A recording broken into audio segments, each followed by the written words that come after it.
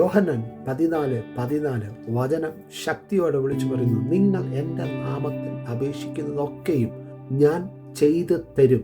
നിങ്ങൾ എന്ന പദത്തിനകത്ത് നിന്നുകൊണ്ട് ഞാൻ പറയട്ടെ, ദൈവത്തിൻ്റെ സാന്നിധ്യത്തെ വഹിച്ചുകൊണ്ട് കുഞ്ഞെ നീ കടന്നു പോകുമ്പോൾ നീ സമൂഹത്തിൽ ഒറ്റപ്പെട്ടു പോകാൻ കർത്താവ് അനുവദിക്കുന്നില്ല.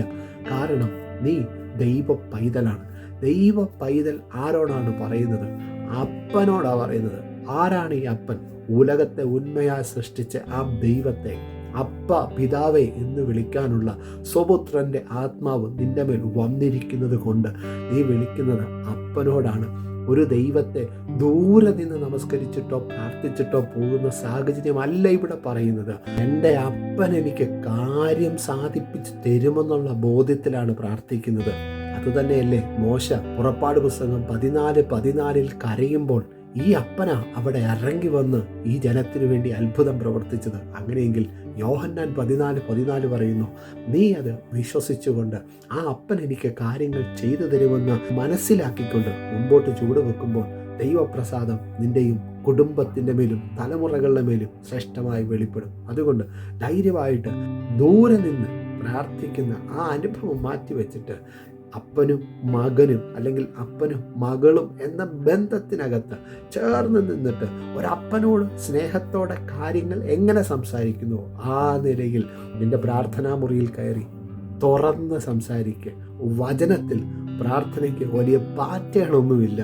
നീ ഹൃദയം പൊട്ടി കണ്ണ് നനഞ്ഞാൽ അത് പ്രാർത്ഥനയാ. കർത്തനും നന്ദി പറ, വിടുതൽ കിട്ടിയതിന് നന്ദി പറ. ഇവിടെ പ്രാർത്ഥന ആരംഭിക്കുകയാണ്. പിന്നീട് നീ ദൈവ സാന്നിധ്യത്തിൽ ദൈവത്തോടങ്ങ് പറ.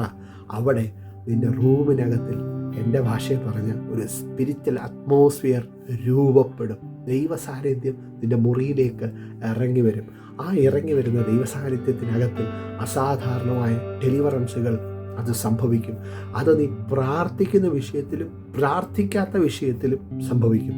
അതാണ് ദൈവത്തിൻ്റെ പ്രവൃത്തി. അതുകൊണ്ട് നീ ഒരു വിഷയമായിരിക്കാം പ്രാർത്ഥിക്കുന്നത്, പക്ഷേ ദൈവ സാന്നിധ്യം അല്ലെങ്കിൽ ദൈവത്തിൻ്റെ മഹത്വം, ഗ്ലോറി, ശക്തന അത് ഇറങ്ങി വന്നാൽ അസാധാരണമായ വിടുതലുകൾ ശ്രേഷ്ഠതയേറിയ നിലയിൽ സംഭവിക്കുവാനിടയാകും. അതുകൊണ്ട് ഈ വചനങ്ങളെ വിശ്വസിച്ചിട്ട് പറ, ഞാൻ പ്രാർത്ഥിക്കുമ്പോൾ ദൈവ സാന്നിധ്യം എൻ്റെ ഭവനത്തിലേക്ക് ഇറങ്ങി വരും. ആ ഒരു നിലയിൽ മുമ്പോട്ട് പോകുക. കർത്താവ് നിൻ്റെ ആവശ്യങ്ങൾക്ക് മതിയായവനാണെന്ന് വിശ്വസിക്ക്. അതിനുമപ്പുറത്ത് പറ, അതെൻ്റെ അപ്പന. അപ്പനോട് ചേർന്നിരിക്കുമ്പോൾ നമുക്ക് എത്രയും സന്തോഷത്തോടെ സംസാരിക്കാൻ കഴിയും, എത്രയും സന്തോഷത്തോടെ ആവശ്യങ്ങൾ പറയാൻ കഴിയും. അതിന് നമ്മളുടെ തലക്കനമെല്ലാം മാറ്റിവെച്ചിട്ട് ഒരു കുഞ്ഞിനെ പോലെ, കർത്തൻ പറഞ്ഞത് ഓർമ്മയില്ലേ, ശിശുക്കളെ പോലെ എൻ്റെ അരികിൽ വരാൻ. ഇതാണ് പറയുന്നത്. നമ്മൾ കുഞ്ഞായിരുന്നപ്പോൾ ചെറിയ പ്രായത്തിൽ എങ്ങനെയാണോ അപ്പൻ്റെ മടിയിൽ കയറിയിരുന്നത്, അപ്പൻ്റെ പോക്കറ്റിൽ കിടക്കുന്ന മുട്ടായി കൈയിട്ട് അപ്പനോട് പോലും ചോദിക്കാതെ ചാടിക്കയറി എടുത്തതും, ഇതുപോലെ ആ സ്നേഹത്തെ ഒന്ന് ഓർത്തിട്ട് ആ അപ്പനും മകനും അല്ലെങ്കിൽ മകളും തമ്മിലുള്ള ആ ബന്ധത്തെ ശരിയായ നിലയിലൊന്ന് മനസ്സിലാക്കിക്കുക, പുറമോട്ടൊന്ന് തിരിഞ്ഞു നോക്കിക്കുക. എന്നിട്ട് പ്രാർത്ഥനാ മുറിയിൽ കയറിയിട്ട് ആ അപ്പനോട് നിൻ്റെ ഹൃദയം തുറന്ന് സംസാരിക്കുക. ഈ ഹൃദയം തുറന്ന് സംസാരിക്കുമ്പോൾ ആരും അത് ശ്രദ്ധിക്കാതിരിക്കാനാണ് കർത്തൻ പ്രാർത്ഥനയെക്കുറിച്ച് പറയുന്നത്. നീ അറയിൽ കയറി വാതിലടച്ച് രഹസ്യത്തിലുള്ള അടുത്ത വാക്യം പിതാവിനോട് പ്രാർത്ഥിക്കുക. ഞാൻ എൻ്റെ ഭാഷ പറയും, നീ സംസാരിക്കുക. അവിടെ ദീർഘ വർഷങ്ങളായി നിന്റെ മുമ്പിൽ കെട്ടപ്പെട്ടതോ അടഞ്ഞതോ ആയ ആ 100 കണക്കിന് വിഷയത്തിൻ്റെ ആ ഭണ്ഡാരം അല്ലെങ്കിൽ ആ വലിയ ഭാണ്ഡക്കെട്ട് അഴിഞ്ഞു മാറും. നീ ഫ്രീ ആകും. വിടുതലുകൾ ശ്രേഷ്ഠമായി സാധ്യമായി തീരും.